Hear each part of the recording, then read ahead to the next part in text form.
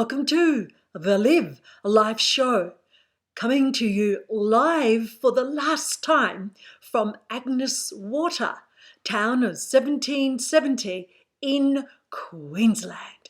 And I wish I could say, when I leave here, I was going home, back home to Melbourne. But sadly, that is not going to happen. And my heart weeps for Victoria, for Melbourne, for everything that they're going through. My heart is with you. In season 6, which is all about my epic trek, 16 months backpacking solo through 10 countries, thank goodness I started that in August 2018 and returned back to Australia in December 2019, just in time, I reckon. And season 6 is all about that. So because so many people said, tell us more what actually happened. And yes, I am writing a book, and perhaps you would like to leave a comment and tell me, what in particular would you like to know about this trek? Obviously, it's to do with whether you would want to be able to do this or not. Well, I'm here to tell you, I did it, and if I can do it, you can too. If you have the will to travel and see other countries on this gorgeous, wonderful world here. I used to call it of ours, but I've stopped doing that now because it's not our world. This episode is all about my adventures in Kas and Meis in Turkey. What a delightful surprise Turkey turned out to be. If you'd like to see my live streams whilst actually on that epic trek, then please just go to my YouTube channel. Can't talk today. It's youtube.com/Victoria Rose Solo Travel, and see there's over 50 videos there. You can pick and choose and find out more on a topic that you are interested in. Please comment, please share if you know someone who is just waiting for the day when we can get out and go live again. So let me now take you to the next part of the journey. Enjoy. I'll be back. This is season 6, episode 6, Kas and Meis in Turkey. And here we are, the beautiful seaside village called Kas. The Turkish flag is everywhere. I never went to any country that was so loyal and so patriotic as to have their own nationality flag out the front. Now, just in this backdrop here where the mountains are, there's an incredible stone formation which they call the Sleeping Giant. And one day that sleeping giant is going to wake up. But not when I was there. And here we have just a few days before Christmas, and it was kind of fun to actually see a Father Christmas. Here I am having a really delicious hamburger with chips and sitting here and enjoying the incredible difference between Kalkan and Kas. But why am I here? I'm here because I am pet sitting some gorgeous animals. I'm out in a park just about a 15-minute bus drive from Kas, and they call it the Peninsula. And I'm actually taking this photo from standing in the corner looking out to all the other houses, all of them absolutely glorious, that are situated on the peninsula, mainly rich Turkish people that come down from Istanbul to spend the weekends or the holidays, and a lot of British expats live here as well. And indeed, that's exactly what I am doing, is looking after the animals from some British expats while they had an urgent need to go back to the UK. Now, I had 3 dogs, street dogs to look after, and 3 street cats and 5 street cat guests. And this is one of the 3 cats who has the rather fun name of Dipstick. Yes, it was quite chilly there. It is winter for them after all. It's just before Christmas, and we had this glorious roaring fire. It was such fun. But what about the 3 street dogs? Well, they are such characters, and here they are. There's Pixie, the princess, to the left, as you can see. Then in the middle, we have dear Jasper. And on the end, we have amazing Stromer. Oh, and there's the human as well. The interesting story about Stromer, just to share one story, is that these guys would go into cash and they had their favourite places like we all do wherever we live. And Stromer is a street dog, or was then. And Colin, the human, would often say, well, one day you can come and live with us, or when will you come and live with us, Stromer? Something like that. So how come Stromer is now from Cash, actually resident here on the peninsula? Well, one day Stromer just turned up. It was quite amazing because it is a 15 to 20 minute drive from where they were eating in the restaurant to their home.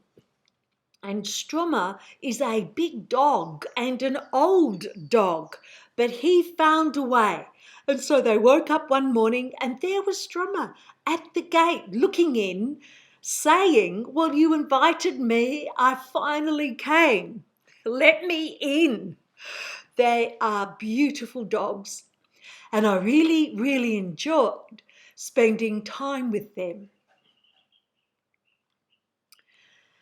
Overlooking this area here, so standing there where Colin is at the swimming pool, now looking out, we can see the island Meis. The Turks call it Meis, but it's actually Greek. So here I am, a 20-minute ferry ride to Greece. It's just amazing.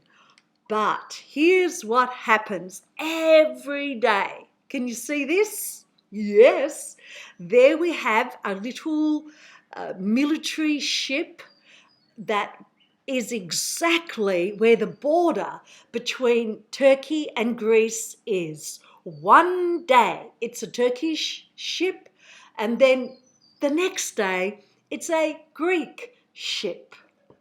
So having introduced you to Meis, let's have a look at this incredible island. It's very small, only a population of 500. So I jumped on the ferry. It was about 3 days before Christmas. It was cold.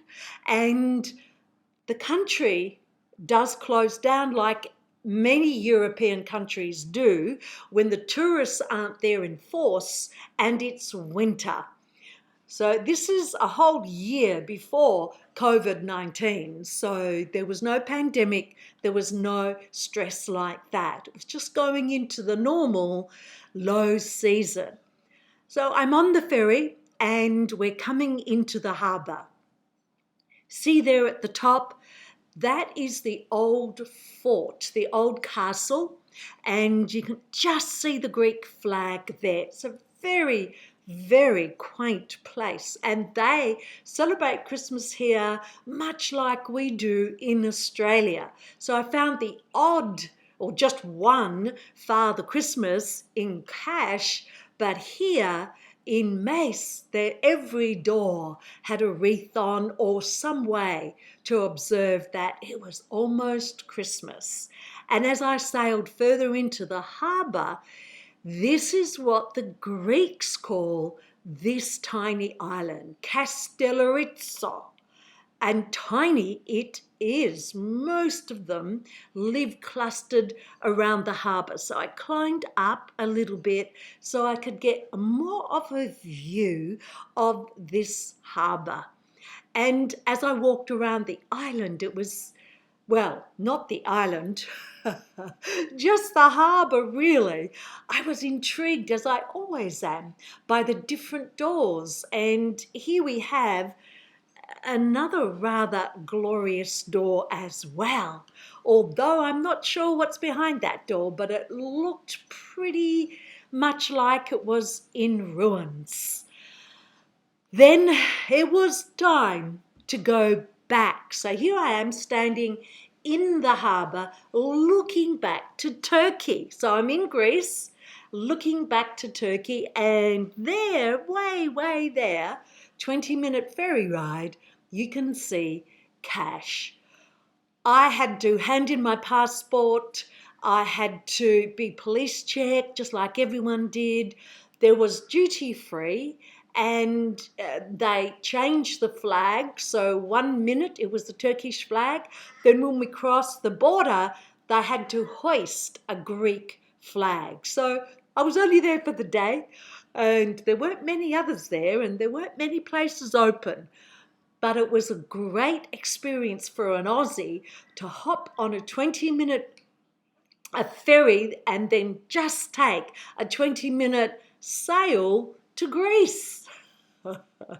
And then it was Christmas Day. Deb very kindly came and joined me with her friend Alan, and we cooked Christmas lunch, and we had a really great day, actually. It was a very different Christmas Day. Of course, I miss my children, but I don't always see my children when I'm in Australia anyway. You have to make the best of what you've got with where you are. And we had a great day. After Christmas, here is another streetscape of Cash, and this is January 2019. It's very quaint and very hilly. If you're not prepared to walk up and down hills and stairs and all sorts of things, when you travel to many of these places that I've been to in Europe, then you'd better start getting fitter if you think you need to.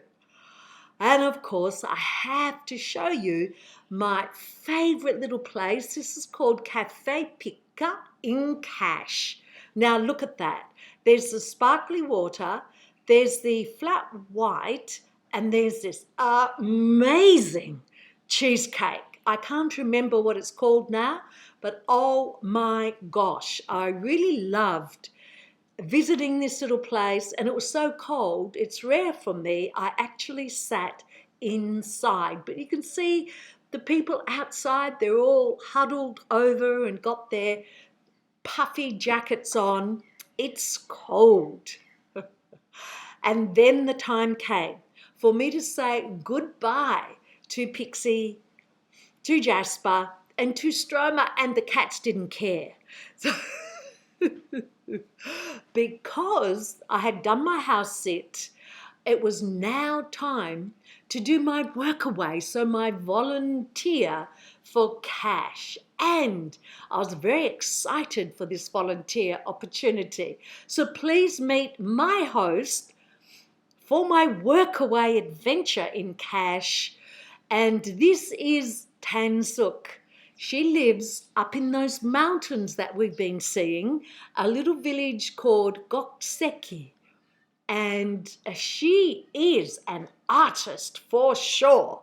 Sometimes it was a bit of fun with her artist mind, working with my more, shall we say, structured mind. She's incredible, had quite a good grasp of English. It's a tough language to get your head around. And I spoke 3 words of Turkish. Turkish is a hard gig. I'm not even going to begin to go into why Turkish is a hard language, and you should see some of the hilarious results I got when I used Google Translate. This is the street just up from Tansuk's studio, her artist studio and shop. Now, I don't know if you can see it at the end of that street. Can you see that? That is a Lyceum tomb. I was fascinated by the Lyceum ancient stories and civilization, and I hope to be able to show you some of the old ancient ruins of the Lyceum Empire. Perhaps I can do that with my next show. I'm now on the peninsula and I'm travelling up to where Tansuk lives, which is that village, Gokseki, that I mentioned before. And here it is. I'm walking up. It's quite steep there to go to Tansuk's place. It's an old stone house. And if you look there, can you see it? Yes, that's the peninsula. And that's where I stayed on the other side when I looked after those rascally 3 street dogs and those aloof cats. It was fun being with Tansuk. This is her friend Marco on the left, and we travelled to Demre. It's the Lyceum town of Myra, the home of St. Nicholas of Myra. And this is Kakova Castle. Now, the young woman to the right there, she's a French woman, and she said to me, we only met on this one day, and she said to me, come and stay with me in Paris. If ever you're in France and you have the time, come and stay with me. And I thought, well, yes, it'll never happen. See, things I don't think they ever went totally to plan. It just unfolded, and I always came out smelling of roses, even though it was really tough at times. But then the day came when I had to say goodbye to Tansuk at Gokseki, that little village up in the mountains. Look at this stunning photo. I just loved it there, and we have a storm brewing on that evening, and I wanted to show you. Can you see? Yes, just there. That is the road that wound around the cliffs from Kulkan and all the way around to come to Cash. Now, before I left though, a very important thing had to happen. You guessed it. Here we have my fabulous Cash hairdresser. I think he did quite a good job, don't you? So it was the colour and cut. Now the colour was the regrowth and a full head of colour, and a colour and cut and pedicure cost me $62.80. Whew. Now here's the interesting thing. That is what 300 Turkish lira would be now in Australian dollars. When I did the conversion way back then, which was January 2019, it was 80 Australian dollars. So going overseas, if we could get there, our money will buy us even more. Talking about buying even more, I'd like to share with you something that I wanted to buy, and I saw it in the shop window. I went in, I looked at it twice, but it was just out of my budget. And before you ask, I didn't write down how much it was, but I didn't get it. But here it is. I just loved this necklace. It was so beautiful. Perhaps it doesn't look as good there, but when I had it on, I felt, yes, I like this sort of stuff. It was amazing. As I said, it was time, and time to say goodbye to cash, goodbye to Gokseki, to Tansuk, to the people that I met in. So, goodbye, Cash and Meis. What did you think?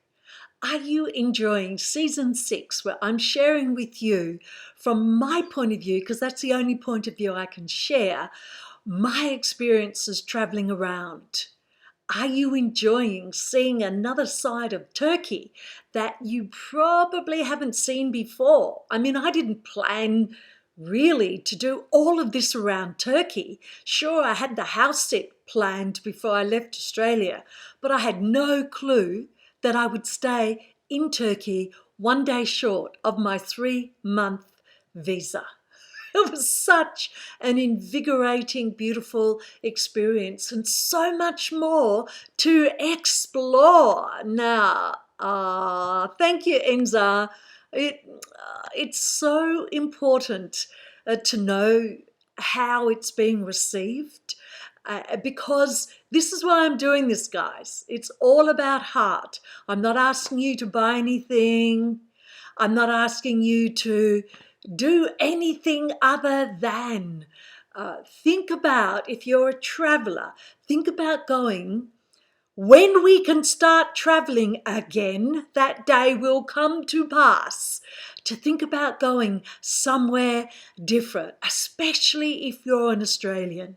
Here we are, tucked away down under, and what's happening out there can be pretty darn scary at the moment. Let me tell you, it's pretty darn scary what's happening in Australia, but we won't go into that on this live stream. There's certainly not a lot of this happening right now. But if I can show that these places are not scary, there I was on my own, traveling around backpacking, and I was helped. There were a couple of icky people, but have you come across any icky people in your home country? I'm kind of guessing you may have done. It just opens you up to what humanity is really about from your own experience, and not only and purely from the perspective of mainstream media and social media, because there's a whole heap of things going on everywhere. I hope you enjoyed the session today, because the world does need more love. And in these torrid times, I mean, there have always been torrid times. It seems to be part of humanity. But this is the first time, I believe, ever, or that we've ever known, that the world has gone, not every country in the world, but the majority of the world have gone into lockdown from fear of getting sick. So there's a lot of fear around, which I believe is causing people to respond in a way more emotional, possibly irrational way than what they would normally. I had an incident last week where there were times when I wish I had responded with a little bit more of this, but I didn't. And only from that can I absolutely learn. The Live Life show has a tagline, and the tagline is the heart keys to live a fearless life of remarkable joy. How do you feel about living a fearless life of remarkable joy? Does it even seem that it could be possible? Well, perhaps it doesn't, but unless you actually focus on that, then it's not going to be possible anyway. Thank you, Louise. And I'm sharing this all from heart. I want those who travel or who want to travel to be brave enough to take the step. What is my heart key for this episode? 2 words, very simple, just 2 words. Stop. Feel. Stop what you're doing. Feel. What is it you're feeling? Do you feel good? Do you feel bad? Do you feel fearful? That's the first step. Stop. Feel. Second step is to make a decision, because only you are responsible for how you feel. Do not give the responsibility of that away to any other. And that's something I had to, like, I'm learning all the time too, guys. I'm not some guru. I'm an ordinary woman. Thank you, Enza. I'm an ordinary woman who feels certain things, and I want to share these things with you. Thank you so much. So stop, feel, then choose. Choose to continue feeling the way you feel, or choose to find another way. You'll figure it out. Thank you for joining me this week. There is no Live Life show next Thursday. I'm on the move, and I'm also looking at doing a different time frame to 11 a.m. I'm thinking 2 o'clock, 3 o'clock. What do you think? Is there a better time frame? Or you watch me or the replay, no matter what. I thank you. Thank you so much. You enjoy your day, and throughout the day, just stop, feel, and choose. To choose to continue feeling the way you feel because you like it, whether that's good or bad, that's the tricky bit. Or decide to figure it out and choose the way you'd rather feel. I think that's it for today's episode. Bye.